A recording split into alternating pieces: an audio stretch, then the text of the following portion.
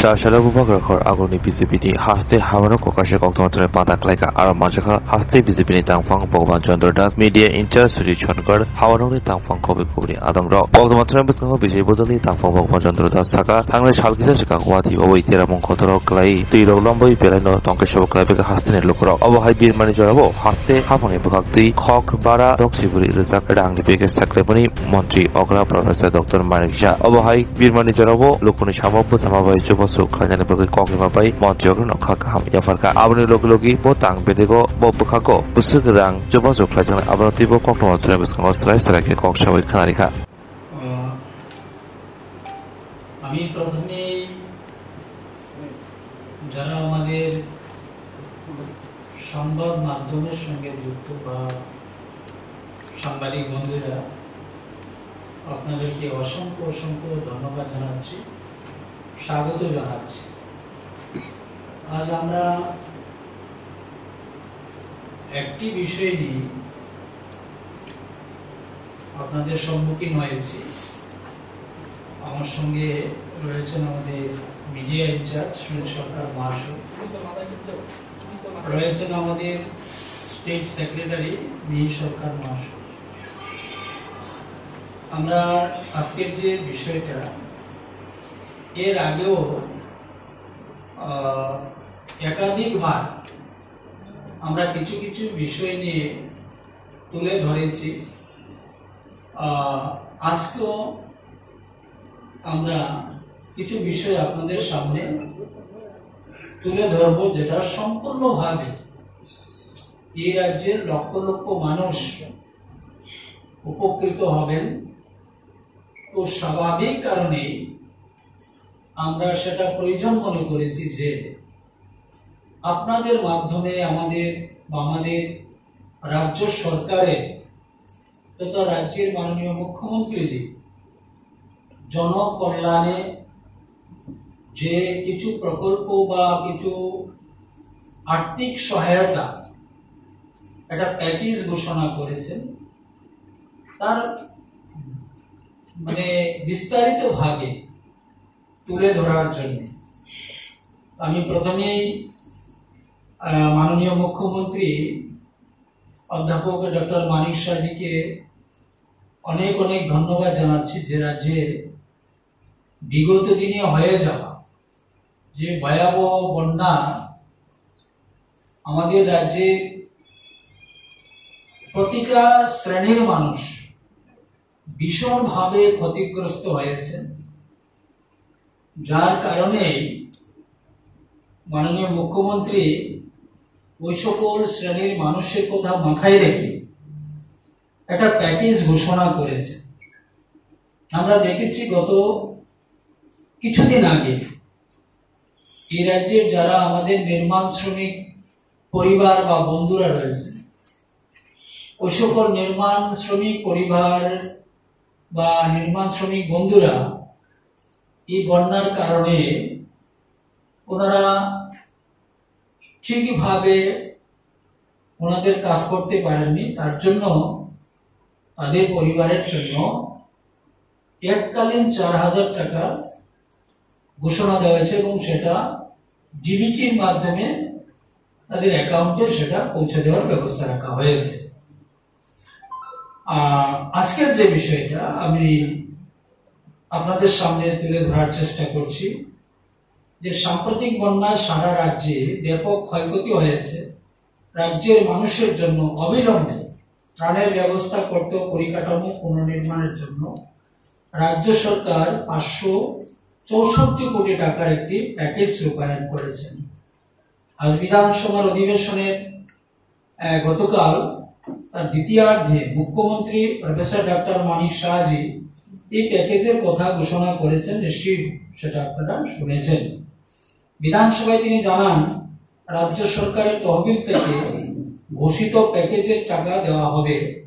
সাম্প্রতিক বন্যায় রাস্তাঘাট, সেতু, বিদ্যুৎ পরিবাহী লাইন, কৃষি ও উদ্যান চাষযোগ্য কৃষি জমি, মৎস্য চাষ, প্রাণী সম্পদ, বিভিন্ন নদীর ভাঁজ, মানুষের বাড়িঘর ব্যাপক ক্ষয়ক্ষতি হয়েছে। প্রাথমিকভাবে অনুমান করা হচ্ছে ক্ষয়ক্ষতির পরিমাণ প্রায় 14,247 কোটি টাকা। ওয়াটার রিসোর্স আমরা জানি, আগে বলেছি আমি যে পিডব্লিউডির অনেক রাস্তা যেগুলা নষ্ট হয়েছে এবং ভীষণভাবে সেখানে ক্ষতি হয়েছে। নদীর বাঁধ বা বিভিন্ন ধরনের বাঁধ ভেঙে গিয়েছে। সেই ওয়াটার রিসোর্সে নদীর বাঁধ বা বিভিন্ন এলাকার যে পূর্ববর্তী যে বাঁধগুলো ছিল সেগুলোকে সংস্কারের জন্য এবং নদী ভাঙ্গন প্রোটেকশনের জন্য সেখানে রাখা হয়েছে 35 কোটি টাকা। বিদ্যুৎ আমরা জানি যে বিদ্যুৎ পরিষেবা অনেকটাই বিঘ্নিত হয়েছে। কোথাও কোথাও বিদ্যুতের যে খুঁটি সেগুলো ভেঙে পড়েছে, তার ছিঁড়ে পড়েছে, মানে বিদ্যুৎ পরিষেবায় অনেকটাই ব্যাঘাত ঘটেছে এই বন্যায়।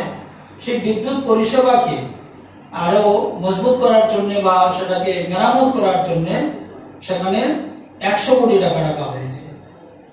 পিডব্লিউডি আরএনবি আবার আসছে, পিডব্লিউডি আরএনবির জন্য সেখানে রাখা হয়েছে 200 কোটি টাকা।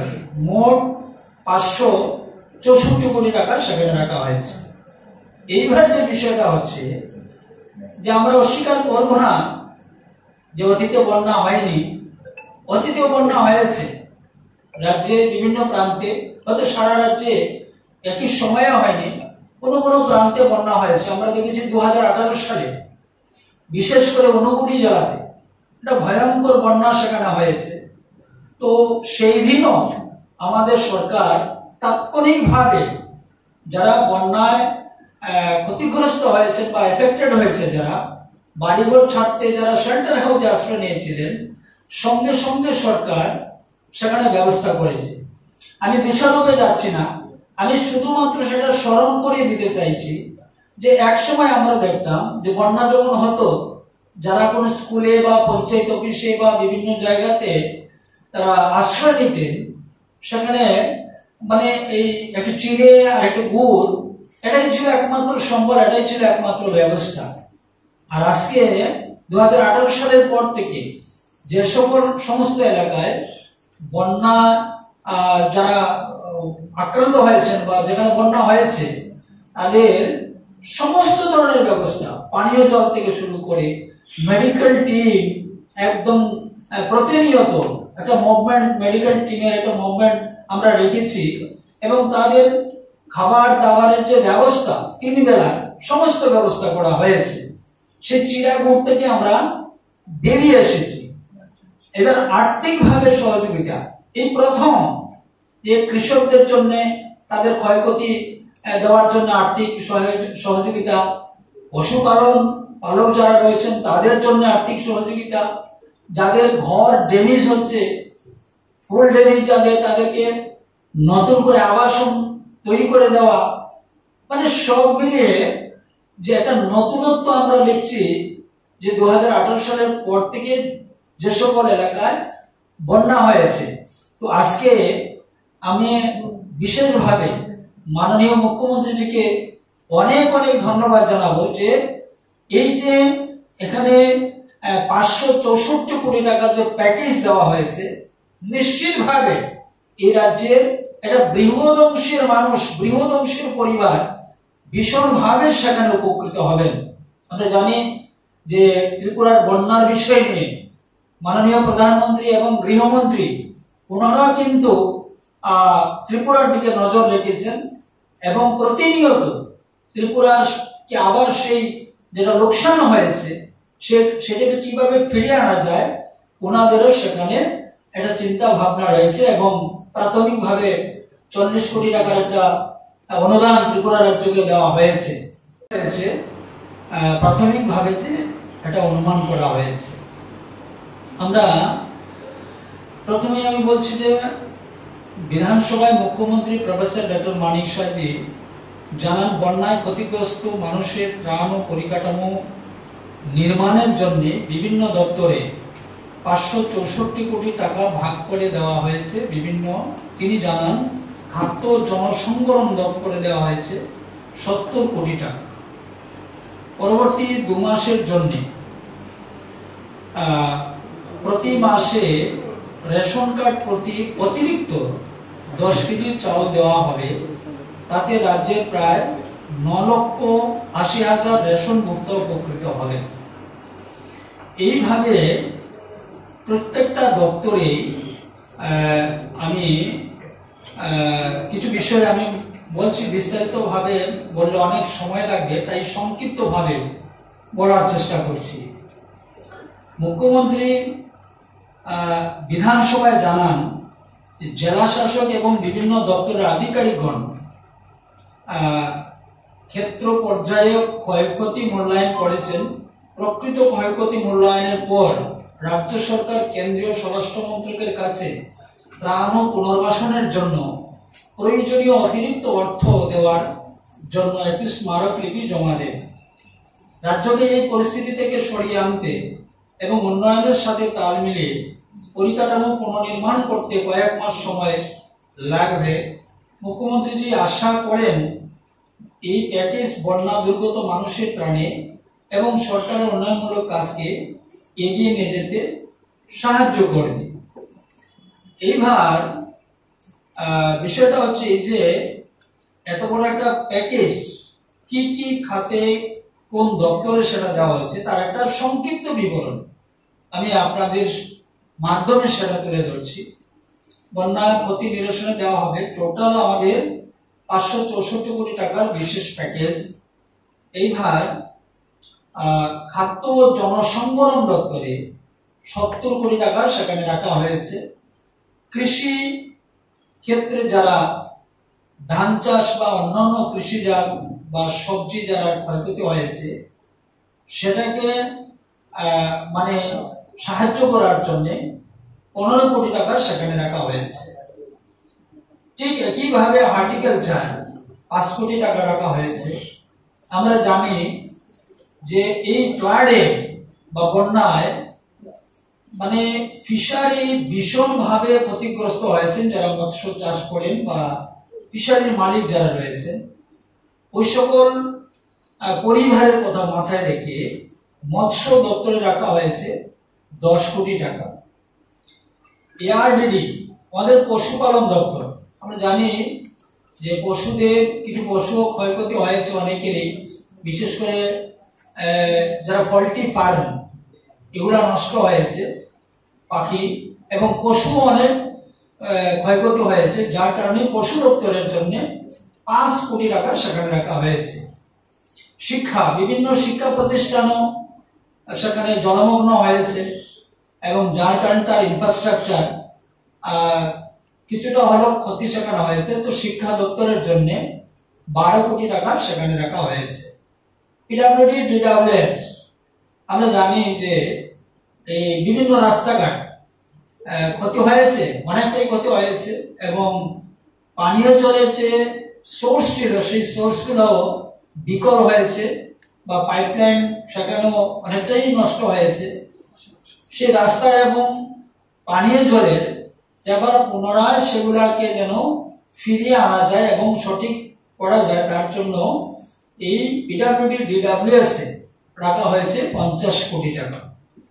গ্রাম উন্নয়ন সেখানে রাখা হয়েছে 12 কোটি টাকা। বিশেষ করে গ্রামীণ এলাকায় এই ক্ষতির পরিমাণটা বেশি হয়েছে, তো সেই জায়গাতে বিভিন্ন উন্নয়নমূলক বা সংস্কারের জন্য গ্রাম উন্নয়ন দপ্তর সেখানে 40 কোটি টাকা রাখা হয়েছে।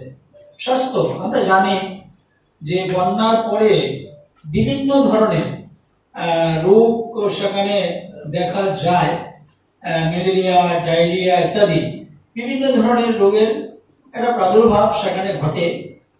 যাতে সঠিকভাবে আমরা সাধারণ মানুষকে সে চিকিৎসা পরিষেবা দিতে পারি, তার জন্য মাননীয় মুখ্যমন্ত্রী স্বাস্থ্য দপ্তরের জন্য 10 কোটি টাকা সেখানে রাখা হয়েছে। আমরা দেখেছি বিধানসভাতে গেল বিধানসভা মানে 3 দিনের বিধানসভা চললো, এখানে বিরোধী দলের পক্ষ থেকে এই বন্যার বিষয় নিয়ে অনেক কিছু তোলা হয়েছে, অনেক দাবি রেখেছে যে যারা মৃত্যু যাদের হয়েছে তাদেরকে 50 লক্ষ টাকা এবং এইভাবে বিভিন্ন ধরনের দাবি রাখা হয়েছে। কিন্তু মনে রাখতে হবে বন্যা এই প্রথম হয়নি ত্রিপুরা রাজ্যে, আর এই সরকারের সময় বন্যা হয়নি, অতীতেও বন্যা হয়েছে। সেদিন কত টাকা দেওয়া হয়েছিল যাদের ক্ষতিগ্রস্ত হয়েছে এবং যাদের প্রাণহানি হয়েছে, একটু আমরা সেটাও শুনতে চাই, সেটাও আমরা একটু জানতে চাই। এর জন্য বলছি যে সরকারের বিপক্ষে কথা বলা খুবই সহজ, জনগণকে উস্কিয়ে দেওয়া সেটা খুবই সহজ, কিন্তু বাস্তবটা কত কঠিন আজকে হয়তো তারা সেটা ভুলে গিয়েছেন। তার জন্য বলছি যে এইভাবে বিধানসভার মধ্যে যে সমস্ত দাবি রাখা হয়েছে এগুলো সম্পূর্ণভাবে অযৌক্তিক এবং অনৈতিক।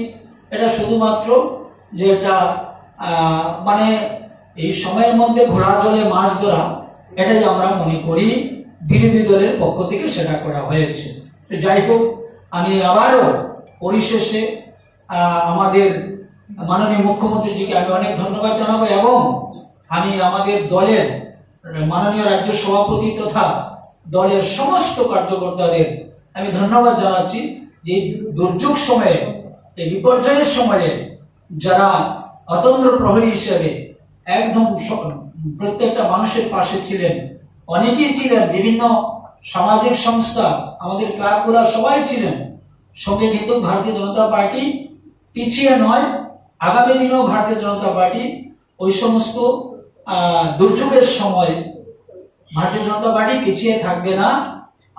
ভারতীয় জনতা পার্টি সবসময় এগিয়ে থাকবে, এটা মানুষের পাশে। কারণ ভারতীয় জনতা পার্টির কাজ হচ্ছে মানবতার কাজ। আমরা মানবতার দৃষ্টিভঙ্গি নিয়ে কাজ করি।